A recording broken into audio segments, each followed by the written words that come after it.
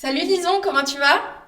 Salut Lina, je vais bien et toi? Ça va super, merci. Je suis très contente de t'avoir avec moi aujourd'hui. Ça me fait très très plaisir d'enregistrer ce podcast. C'est le premier, enfin cette interview plutôt, c'est la première interview du GoFil. Le but, c'est d'interviewer des personnalités inspirantes qui travaillent dans le digital et qui, à leur échelle, partagent leur retour d'expérience et leurs pratiques pour mieux faire ou mieux être. Je suis très contente de faire ce premier épisode avec toi qui s'appelle L'être humain au cœur du numérique avec Lison Fanuel, donc, qui est développeuse et docteur en psychologie. Sans plus attendre, je te laisse te présenter, nous parler de ton parcours, etc. Merci beaucoup pour ces mots. Ça me fait très plaisir d'être là et d'inaugurer cette ouverture. Euh, comme tu disais très bien, je suis développeuse web et je suis docteur en psychologie. On me demande un peu pourquoi je dis toujours ces deux choses-là. Je crois que la meilleure façon d'y répondre, c'est un peu de vous expliquer mon parcours. J'ai fait plein d'études. J'ai commencé mes études avec une formation en maths appliquées et parce que j'aimais bien les maths et que j'étais forte en maths au lycée. Et je me suis rendu compte de trois choses. La première chose, c'est qu'en fait, j'étais pas si forte que ça en maths parce que j'ai tourné à 2,5 de moyenne pendant toute ma licence. Mais je me suis aussi rendu compte qu'il y avait deux trucs que j'adorais faire. C'était le développement et coder, ce qu'on nous a appris à la fac, et les sciences cognitives. Et je me suis rendu compte que le cerveau, c'était vraiment quelque chose de passionnant.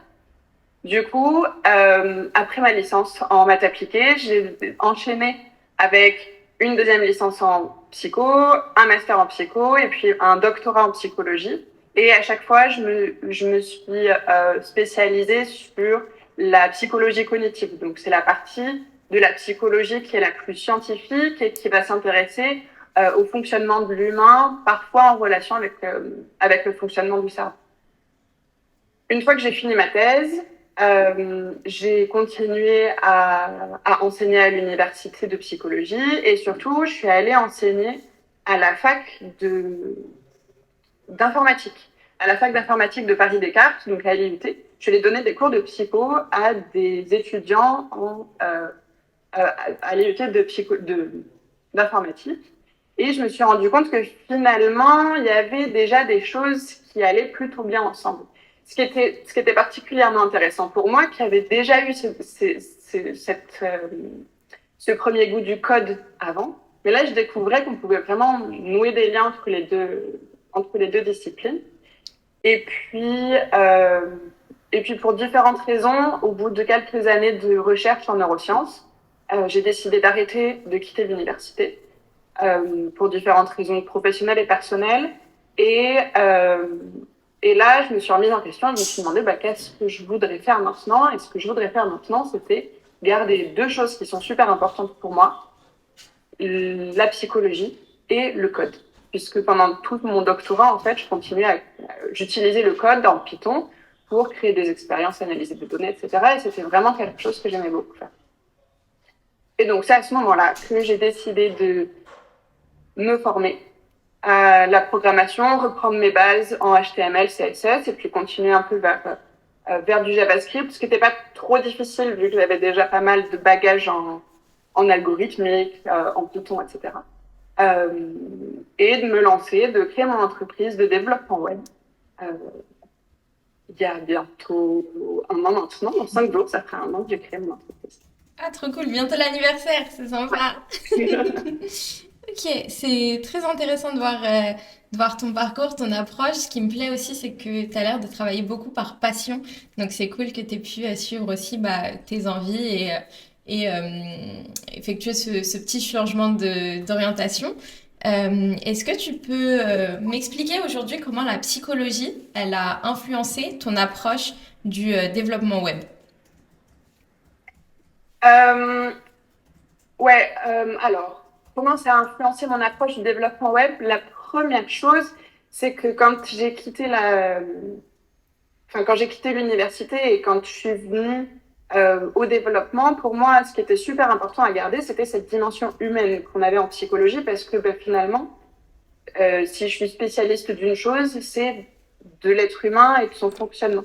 Et donc, j'ai tendance à voir un peu tout sous ce prisme-là, sous le prisme de l'individu. Du coup, pour moi, c'était impensable de faire un travail sans apporter ce regard. Mais quand je te parle d'être humain, je parle pas de penser à l'être humain pour lui vendre des trucs. Je fais pas du neuromarketing. Ok. C'est vraiment penser à l'être humain pour lui faciliter la vie, euh, pour faire des choses qui lui sont utiles. Euh, et du coup, cet aspect psycho me permet vraiment d'avoir toujours en tête les personnes qui vont utiliser les outils que je crée, que ce soit les internautes ou les personnes qui vont gérer le contenu, qui vont ensuite posséder le site. Euh, donc être toujours consciente de ce qui va être possible pour ces personnes-là, quel est leur intérêt, comment ça va fonctionner. Et puis aussi, grâce à la psychologie, je suis très consciente de la diversité des personnes, euh, la diversité des situations, de handicap, du fait que ça touche énormément de monde, qu'il y a plein de handicaps qu'on ne voit pas, et notamment des handicaps cognitifs, puisque ça faisait partie des cours que je pouvais suivre. Euh, et donc la psychologie, ça influence vraiment ma façon de travailler dans le sens où je mets un point d'honneur à créer des choses qui sont adaptées au plus de personnes possible. Ok. Ok, c'est super intéressant. J'aime bien ton approche user first. C'est super cool que tu mettes bah, justement l'humain au cœur du numérique, étant donné que l'humain est le principal utilisateur. J'aime bien ta notion d'inclusion aussi et de diversité numérique. Tu t'es spécialisé sur l'attention et la mémoire, notamment chez les jeunes et les personnes âgées. Quelle est l'importance aujourd'hui de ces fonctions cognitives en tant que développeuse? Alors, la première réponse que je pourrais te faire, c'est que maintenant, je suis spécialiste pour te rendre mémorable et capter ton attention. Et en fait, bah ouais, mais ça m'intéresse pas du tout. Ce qui Ok. m'intéresse vraiment, enfin, oui, je suis capable d'aller chercher des informations, de mettre en place toute une structure pour faire en sorte que tu mémorises mieux, que tu sois plus attentive aux endroits où j'ai besoin que tu sois attentive et où surtout où tu as besoin d'être attentive pour pouvoir comprendre l'interface que tu as. Et c'est ça qui m'intéresse. Euh, c'est pas tant l'aspect utiliser ce qu'on sait de la mémoire et de l'attention pour, encore une fois, pour vendre des choses, mais plutôt pour aider les usagers, pour les guider quand ils partent sur une page, les aider à interagir avec une application, guider leur attention sur le bon bouton au bon endroit, leur donner les informations au bon moment s'ils font une erreur, par exemple. En gros, quand tu es spécialiste de la mémoire et de l'attention, tu es spécialiste de la façon dont les gens vont parcourir la page et tu te dois de tout faire pour améliorer leur expérience. Ok. Ok, je vois que tu as une vraie valeur ajoutée. Je tombe sur beaucoup de posts. Je fais pas mal de veille sur les réseaux sociaux et je tombe sur beaucoup de posts en mode bah, les développeurs, oui, vous êtes de simples exécutants du code, etc. Et je vois que vraiment ton métier, enfin, tu as de la valeur ajoutée, tu participes à ce cheminement de réflexion et c'est pas tout simplement bah, de développer des solutions bêtes et méchantes. Et j'aime beaucoup ton approche aussi, bah, justement très, très enrichissante. Comment tu intègres justement la connaissance de ces processus mentaux dont tu as parlé lors de la phase de développement? C'est quoi un peu tes processus? Hum, c'est un peu difficile parce que de me positionner parce que justement, comme tu le dis, quand on pense au dev, on pense juste à l'exécution du code. Alors j'ai toujours du mal à dire exactement ce que va apporter la psychologie. L'exercice de cette interview est super intéressant. J'ai toujours du mal à le voir. Euh, mais si je devais... Parce qu'à la fois, il n'y a pas grand-chose de concret, et en même temps, il y a énormément de choses qui jouent ici. Donc, si je devais dire ce que ça m'apporte, c'est que j'ai constamment en tête la façon dont va être utilisé le produit final. Ok. Euh, je parlais tout à l'heure je donnais par exemple la gestion des erreurs. Le moment où tu vas communiquer une erreur à un usager sur un formulaire, par exemple, c'est quelque chose qui est super important. On en parle on, euh, on en parle beaucoup en accessibilité, mais je sais qu'on parlera d'accessibilité plus tard, mais c'est quelque chose qui est super important aussi en termes de processus cognitif parce que quand tu as quelqu'un en face de toi, c'est important de savoir les informations que tu lui donnes, à quel moment tu les lui donnes. Et parce qu'il n'a pas besoin de tout savoir tout le temps, et en même temps, il a besoin de savoir où il met les pieds. Donc, en fait, connaître les processus mentaux des gens, c'est pouvoir toujours prendre des décisions dans l'intérêt des usagers. Donc, que ce soit dans cette gestion d'erreurs ou organiser des listes. Je suis tombée hier sur un site avec une liste où il fallait cocher des cases. Il y avait genre 15 cases qui étaient rangées dans un ordre complètement aléatoire. Donc, moi, en tant qu'individu, j'étais incapable de retrouver l'information que je cherchais, qui était psychologique, aurait dû être rangée au moins par ordre alphabétique. Ça, c'est aussi quelque chose auquel tu penses quand tu sais comment fonctionnent les gens, comment ils vont chercher les informations. En fait, ces connaissances-là, ça me permet d'être quelque part à l'interface entre l'expérience utilisateur et l'UX, qui vient de la psychologie, hein, l'UX, et le développement.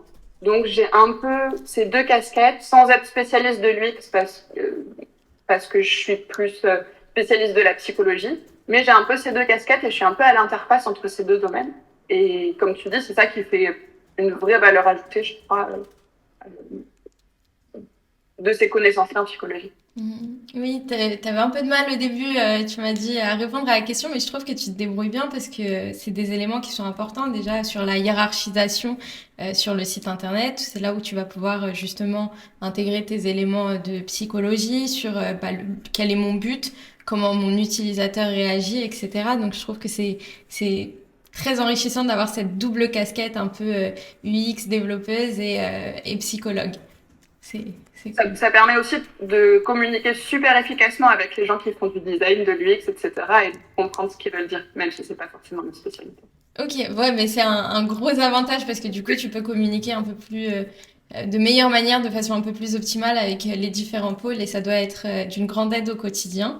Peut-être pour conclure sur cet aspect un peu biais cognitif, psychologique, quel conseil est-ce que tu donnerais à ceux qui souhaitent intégrer l'humain justement et ses fonctionnements cognitifs au cœur de leur projet numérique? J'en donnerai 3. Le premier, c'est de faire preuve d'empathie, de penser aux autres, parce que personne pense comme vous. On a tous une façon de fonctionner qui est différente, et quand on a le nez dans son projet, c'est difficile de voir comment les autres vont pouvoir interagir avec. Du coup, c'est super important de faire preuve d'empathie et de se mettre dans leurs chaussures, de se mettre à la place des autres pour s'imaginer comment est-ce que ces personnes utiliseraient notre interface, de quoi est-ce qu'elles auraient besoin et qu'est-ce qu'on doit mettre en place pour leur faciliter la vie. La deuxième, c'est de tester. C'est de la même manière que tu testes ton code, c'est super important de tester le produit fini et pas seulement auprès de tes collègues ou auprès de ton chef qui connaît l'intérêt du projet, mais auprès de personnes qui sont pas expertes, auprès de ta grand-mère ou de ton cousin de 12 ans, en fonction de ton public cible, pour voir comment ces personnes-là vont interagir vraiment avec l'outil et qu'est-ce qu'il manque, qu'est-ce qu'il y a en trop, comment tu pourrais faire pour que ce soit encore mieux pour cet outil-là ou pour les prochains, et essayer de remettre un peu en question tes pratiques à partir de des retours que ces personnes ont. Et la troisième chose, c'est de déléguer, parce que finalement, de déléguer ou de se former.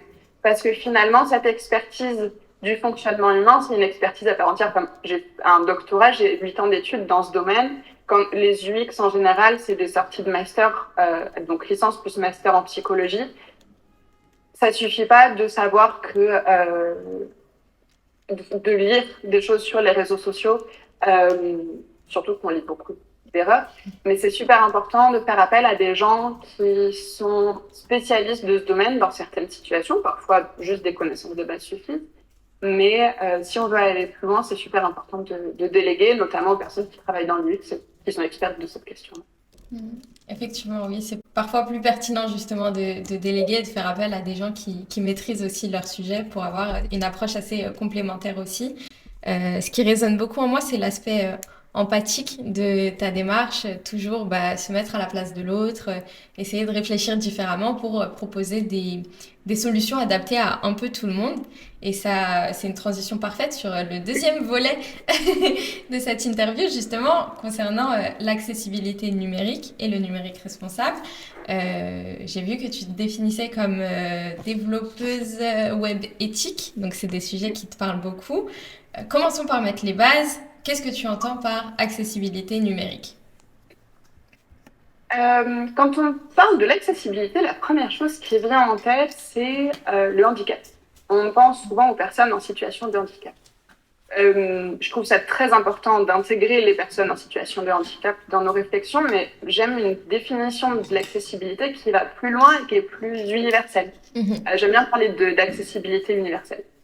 Donc pour moi, si je devais donner une définition, ce serait que l'accessibilité, et l'accessibilité numérique en particulier, c'est permettre à chaque personne, quelles que soient ses compétences, quelles que soient ses particularités, de réaliser des activités de façon autonome et d'arriver au même résultat. Okay.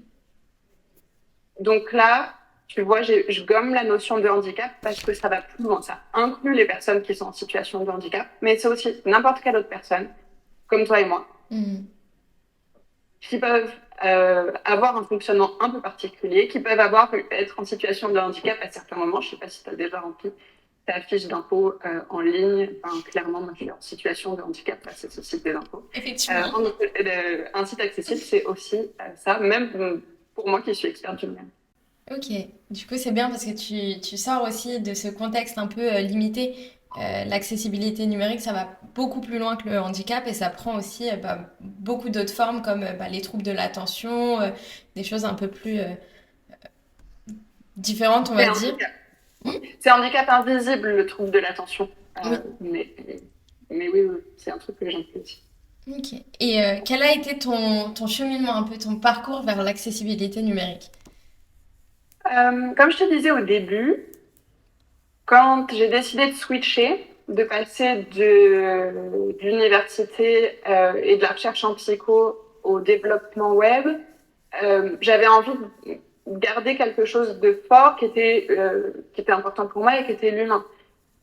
Du coup, je me suis très vite posé les questions de comment on fait pour mettre de l'humain au cœur du numérique et comment j'allie mes deux centres d'intérêt forts en fait.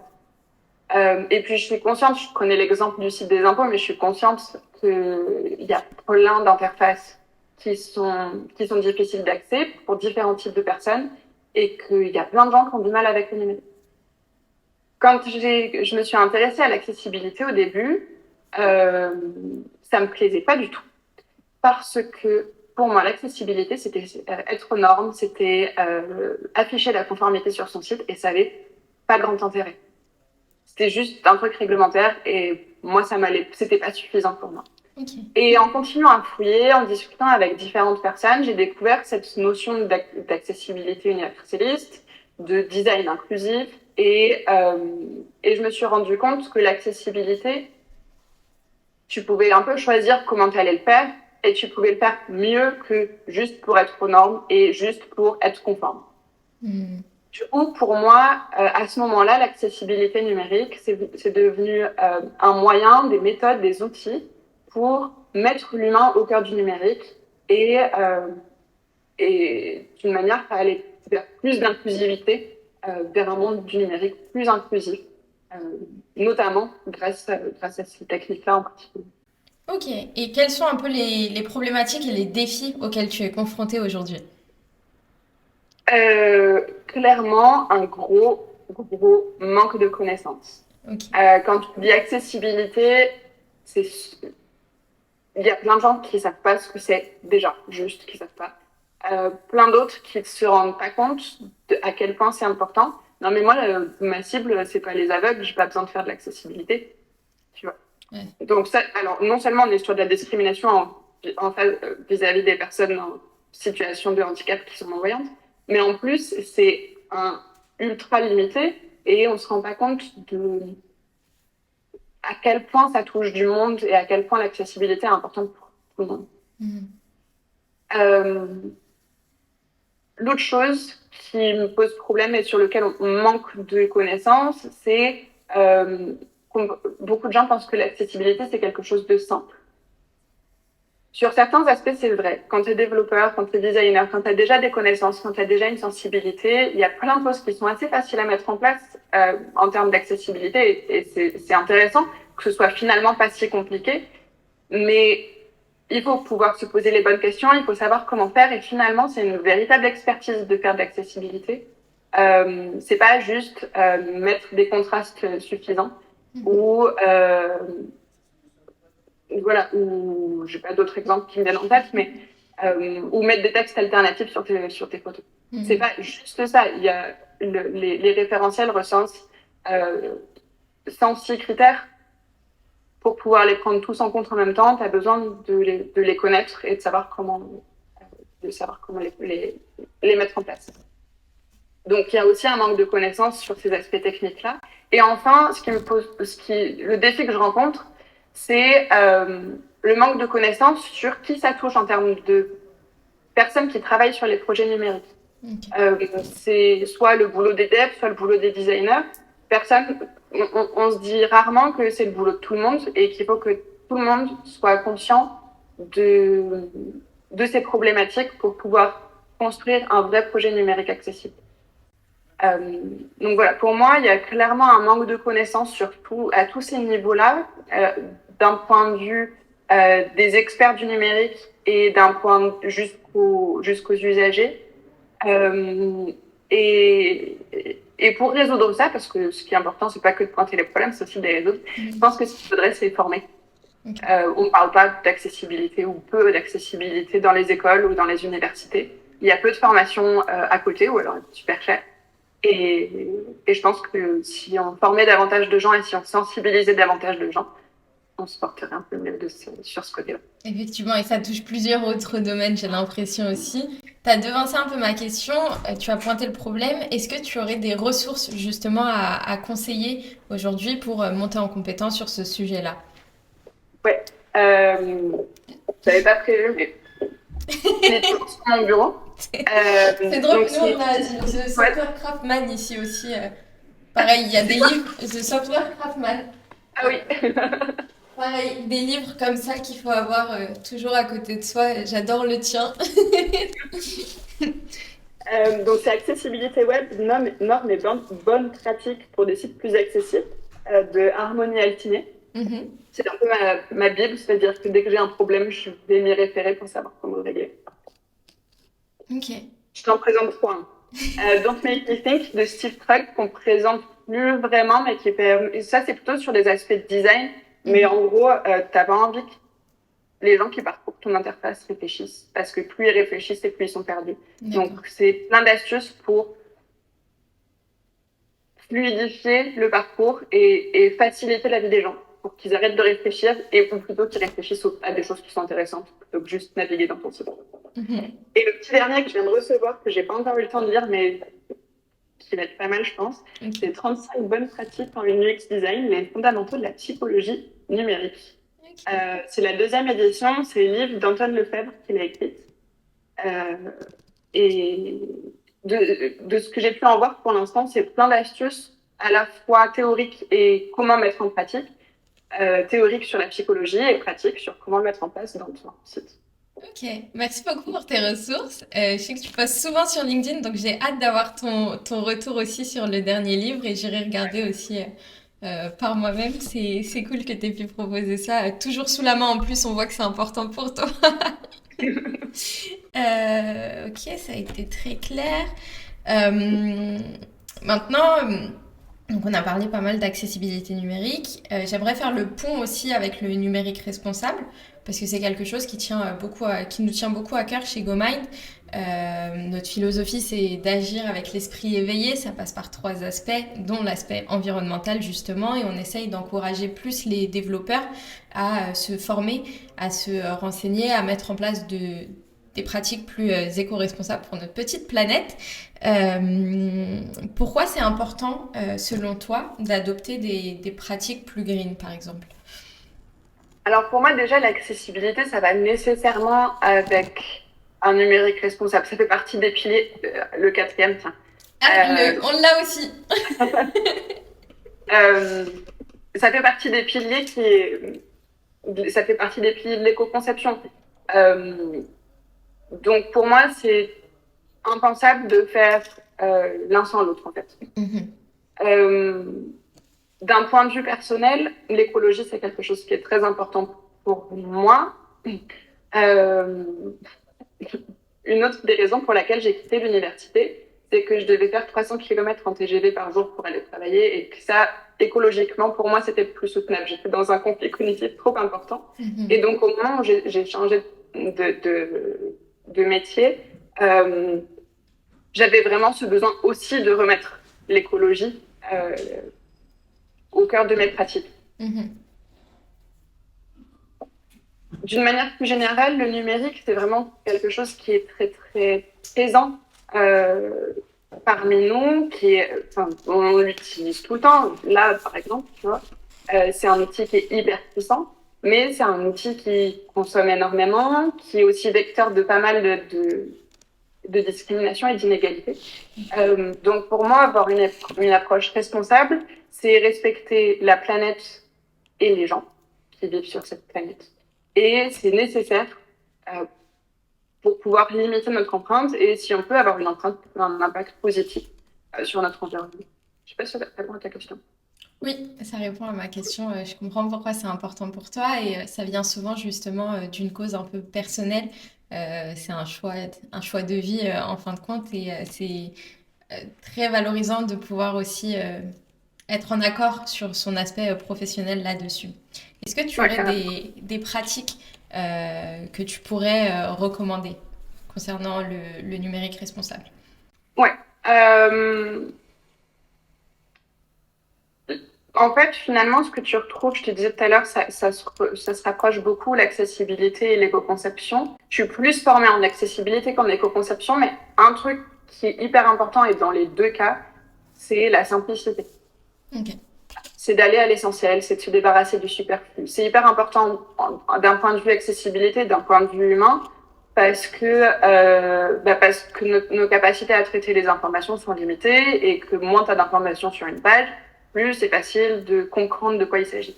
Mais c'est super important aussi d'un point de vue environnemental et d'un point de vue consommation de ressources, parce que moins il y a de choses, moins il y a de lignes de code et moins ça consomme d'énergie. Donc, ma ligne de conduite pour allier les deux, c'est ça, c'est d'aller toujours vers quelque chose de plus simple, que ce soit dans la façon de coder, dans le choix des outils, dans les choix de design ou d'esthétique. Et globalement, mes deux astuces, c'est de se poser des questions. C'est deux questions en particulier. La première, c'est pour chaque chose, chaque truc que tu mets en place, est-ce que c'est vraiment nécessaire? Est-ce que j'en ai besoin? Est-ce que mes usagers en ont besoin?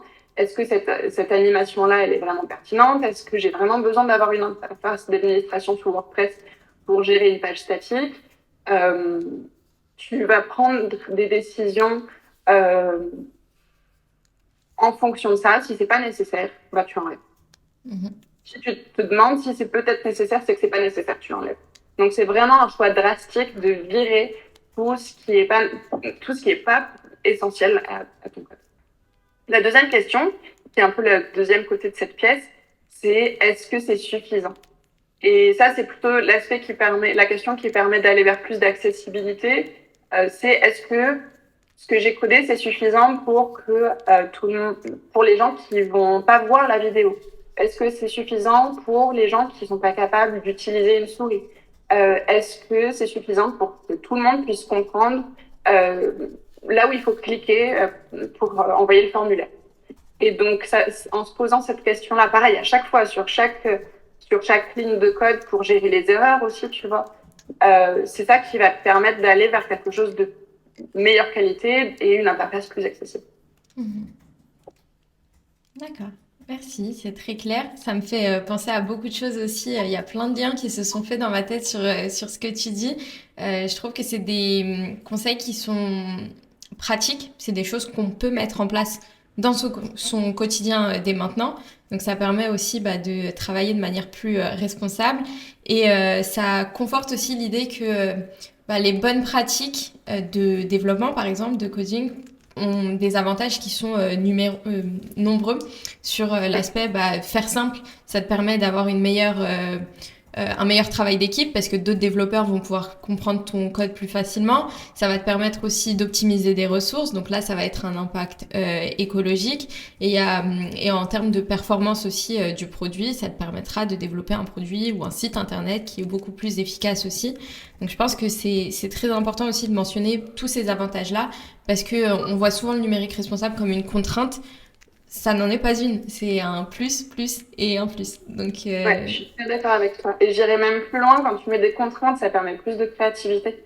Et donc, quand bien même ce serait, enfin voilà, c'est en fait, contre-intuitif. on voit juste l'aspect contrainte, mais grâce à cet aspect contrainte, ça nous permet d'aller plus loin et d'avoir, de mettre en place des choses qui sont bien plus pertinentes que ce qu'on aurait été capable de faire sans.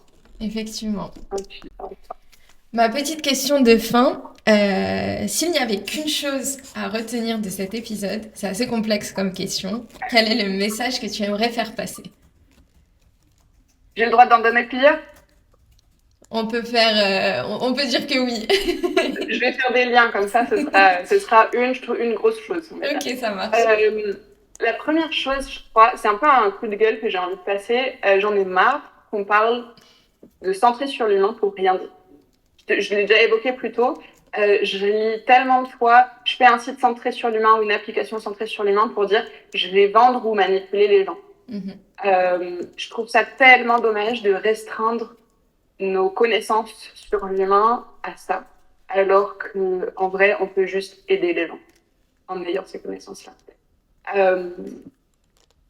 J'aimerais beaucoup que cette notion de centrer sur l'humain, elle revienne comme quelque chose qui a du sens et son sens premier, parce qu'en fait, moi, je me retrouve bloquée, je sais plus comment l'utiliser. Et, et de mettre pour de vrai l'humain au centre de nos approches, que ce soit nos utilisateurs, mais aussi nos clients, nos collègues, et qu'on ait une vraie approche humaine en respectant les gens, en respectant leurs compétences, en respectant leurs particularités. Ça nous permettrait de faire des outils qui sont beaucoup plus pertinents, qui sont beaucoup plus respectueux des gens, et aussi, par conséquent, beaucoup plus respectueux de la planète. Et ça nous permettrait d'avoir un monde plus inclusif. Je pense que c'est ça la chose la plus importante que je voudrais tirer de cette interview et de pourquoi c'est important de mettre l'humain au centre de nos besoins, de nos questionnements. Et la deuxième chose, c'est une mini-chose, mais je voudrais quand même revenir dessus en tant qu'ancienne prof à la fac, c'est qu'on a vraiment besoin de formation et c'est super important d'aller parler de numérique responsable. Ça, on en parle de plus en plus, mais aussi d'accessibilité dès la fac, à toutes les personnes qui vont être formées à travailler sur des projets du numérique, du marketing au dev en passant par le design, et j'oublie probablement tout un tas d'autres domaines. Mais toutes les personnes qui vont être impliquées devraient être sensibilisées et formées à l'éco-conception, au numérique responsable et à l'accessibilité numérique. D'accord. Merci. Je retiens remettre du sens autour de cette expression mettre l'humain au cœur d'eux et le besoin de se former aussi que je ressens et que j'encourage fortement. Merci beaucoup, Lison. Merci pour cette interview. J'ai été très contente de la faire avec toi. Je l'ai trouvée très riche aussi en éléments que tu apportes et très inspirant sur justement comment faire différemment, quelles ressources adopter, etc. Ça a été très enrichissant pour moi de discuter avec toi et j'espère qu'on pourra se revoir bientôt. Avec plaisir. Merci beaucoup, Lina, d'être venue vers moi et c'était vraiment un plaisir partagé. Ok, j'invite notre audience aussi à faire un tour sur ton LinkedIn parce qu'il y a pas mal de ressources aussi, donc je mettrai toutes les infos en description, etc. Et de faire un tour aussi sur notre page parce qu'on partage aussi pas mal de ressources qui vont dans ce sens. Merci à tous d'avoir suivi cette interview et je vous dis à bientôt. Bye. Et c'est bon. Super. Salut les... Pardon. mettre l'humain au cœur du numérique, c'est une expertise qui est particulière et qu'on n'a pas forcément, ou